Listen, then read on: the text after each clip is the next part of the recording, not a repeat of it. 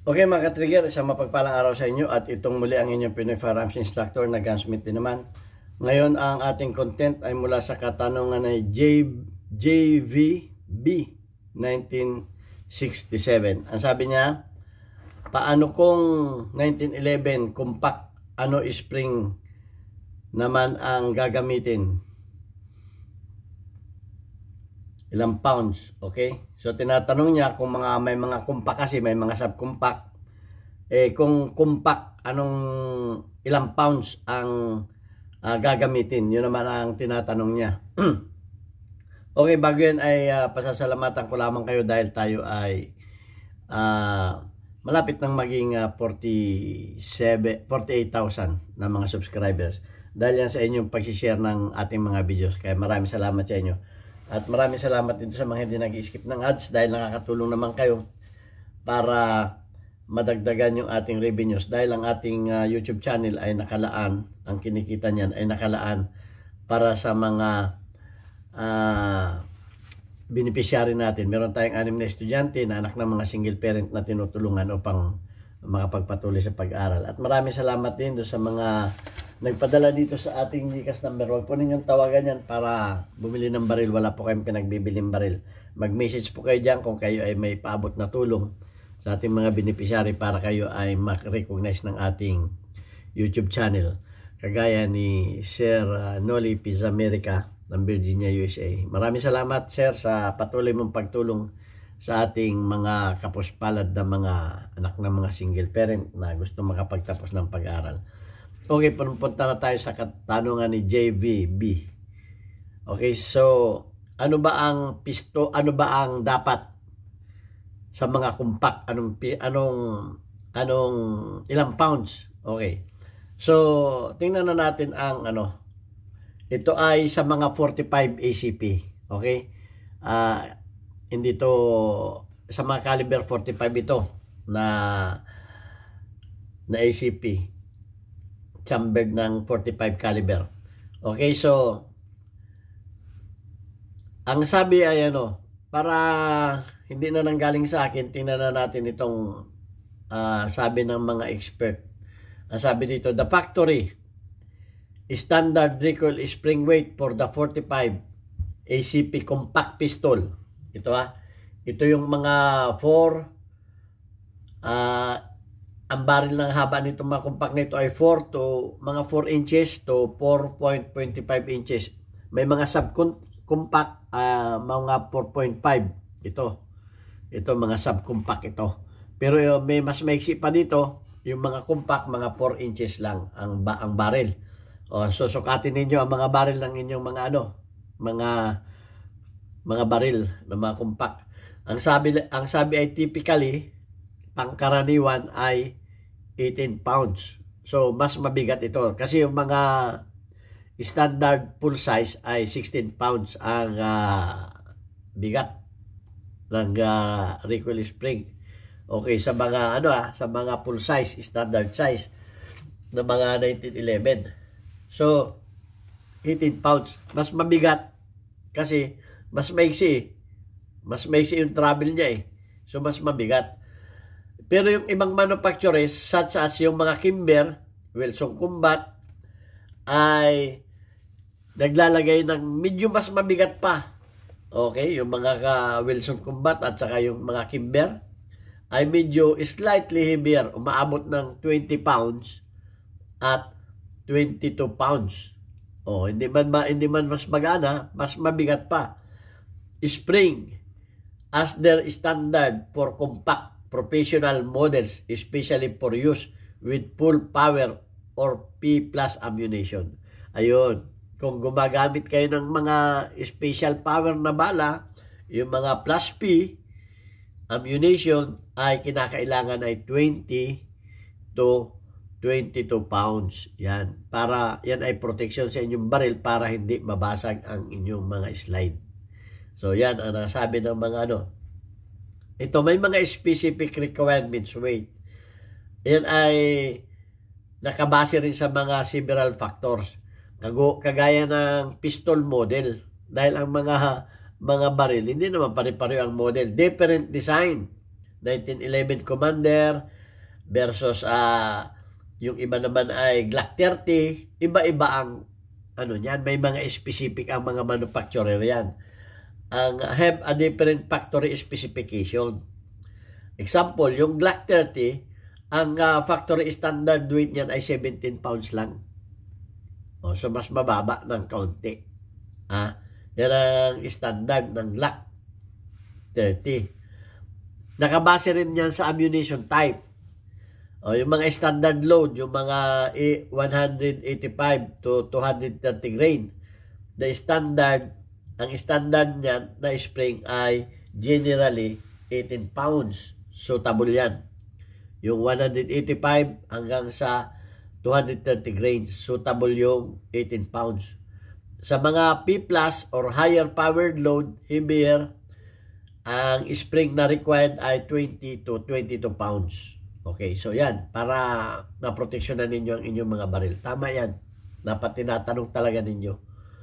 Is often recommended to prevent, often recommended to prevent excessive slide velocity and reduce frame battering. Okay? Recommended yan para yung excessive slide velocity, yung lakas na sipa ng slide, at ma-reduce yung frame battering, yung slide to frame banggaan yan, para ma-prevent yun. So, yan ay importante sa may mga baril. Huwag kayong gamit ng baril na kung ano-ano mga spring ang nilalagay ninyo.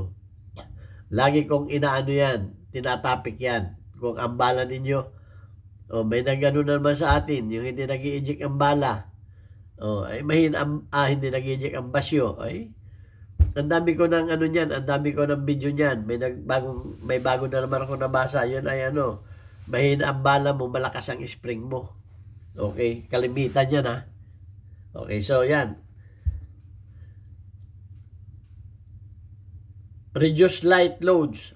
Pag nag-reduce ka naman ng light loads, ito yung sinasabi a lighter spring may be needed to ensure reliable cycle and proper ejection. Ito na. Yung mga pag ikaw naman ay nag-reduce ng load, ay kinakailangan magpalit ka naman ng lighter spring, mas mahinang spring. Yan, lagi kong tinatapik yan. Ito hindi na nanggagaling sa akin. Kasi tinatapik ko yan, baka walang naniniwala. Ito, nandito na to, binabasa ko na ito. Pag nag-reduce ka ng light loads, lighter spring ang ilalagay mo para mag-cycle yung bala, para hindi mag-malfunction. Kasi pag light yung bala mo, matigas yung spring mo, siyempre hindi lalabas ang basyo niyan. Hindi yung cycle ng bala mo niyan, hindi magsa-cycle yan. Ang sabi nga dito, a lighter spring may be needed. A lighter spring may be needed to ensure reliable cycling and proper ejection. Yan, para proper ejection. Yung nagtanong sa akin, mahina ang bala mo, malakas ang spring mo. Pag ikaw nag-reduce ng spring, dapat mag-reduce, pag ikaw nag-reduce ng load, magre-reduce ka rin ng lakas ng spring para yan ay nakatuno. Okay? Ang sabi pa dito, performance tuning. Ito, palagi ko na rin itong nililecture, palagi ko na rin ito sinasabi. Pero sa ngayon, babasahin na natin para baka mayroong hindi pa naniniwala sa akin dyan. At yung iba naman, hindi rin naniniwala sa binabasa natin, ay wala na tayong problema dyan. Galing na ito sa mga expert, mas expert pa ito sa akin.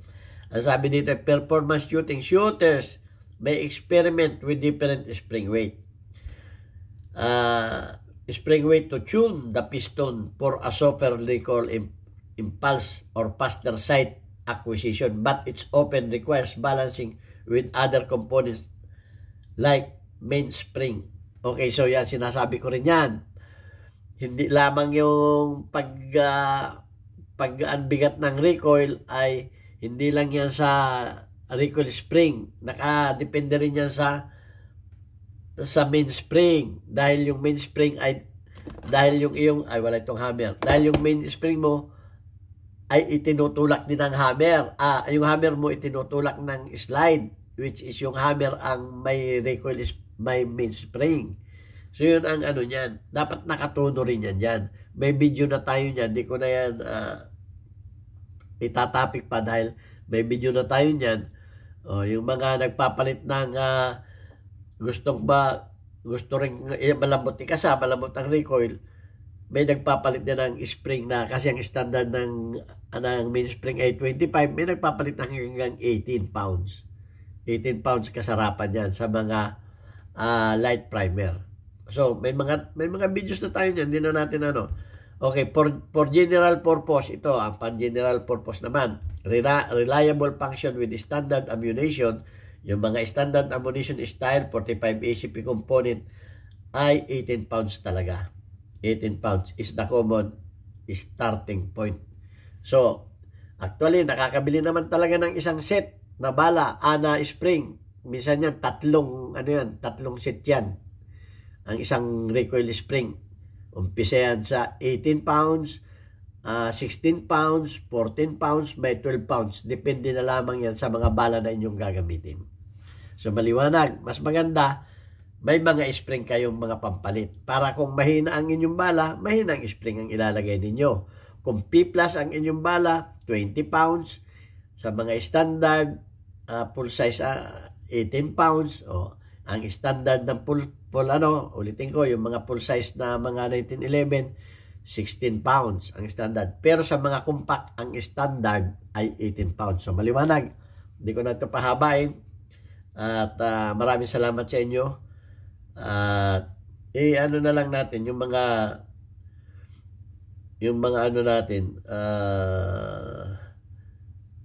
yung ating mga community spotlight. Basahin din natin ating mga community spotlight, Okay, shout out kay Rag Ferns. Meron kang 92 engagement. Shout out kay Chocolate Boy. Meron kang 36 engagement. Shout out kay Alfred Molihar. Meron kang 41 engagement. Shout out kay Daniel De Guzman. Meron kang 16 engagement. Shout out kay Chris S. Kay Colt_733. Okay, shout out na rin sa ating mga buzzer at shout out sa ating mga kababayan sa Pinamalayan Oriental Mindoro. Meron na tayo dyan Papa Burger. Yan, sa halagang 40 pesos, buy one take one ang burger dyan. Matatagpuan ninyo sa dati kong machine shop, Alvarez Street, Pinamalayan Oriental Mindoro. Pwede kayo magpa-deliver. Yan ay open 24/7. Kahit brown out, yan ay may generator. Okay, maraming salamat sa inyo. God bless us all.